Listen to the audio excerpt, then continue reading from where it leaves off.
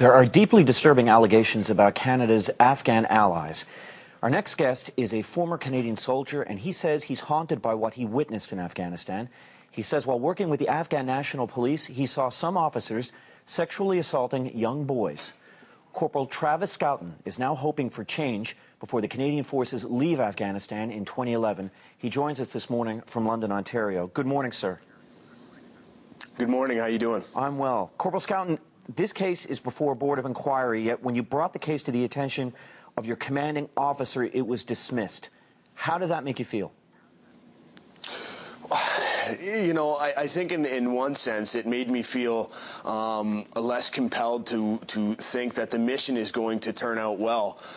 It certainly runs counterintuitive to a counterinsurgency campaign that these sort of loose morals within the security forces that you're promoting as being the future of the Afghanistan mission itself are allowed to do these sorts of things, and that we are essentially not going to do anything about it or turn a blind eye. What do you think the military can do to stop this kind of abuse?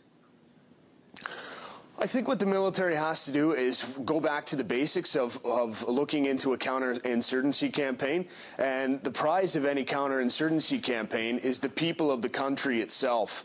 Certainly the fact that there is these problems with the morals in the Afghan army and the Afghan police is going to be something that would need to be addressed. You don't obviously want people like that to have a stake in the future of the mission itself, nor do you want them to be the people that the Afghan population themselves see as being mentored by Canadian or American or British forces.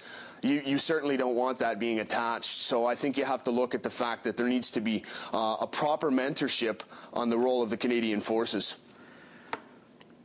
The Department of National Defense is now saying that Canadian troops should intervene when they see abhorrent acts that are being committed there, and then report them to the commanding officer.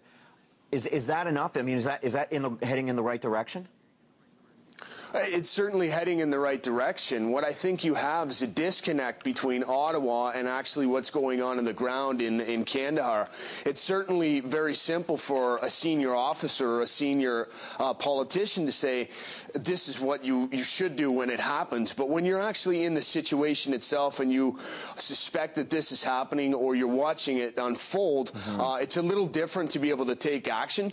There should be strict and clear guidelines as to what you should be able to do or what you should report if these sorts of things are being suspected of happening. Corporal Schouten, thank you so much for bringing this forward. We appreciate it.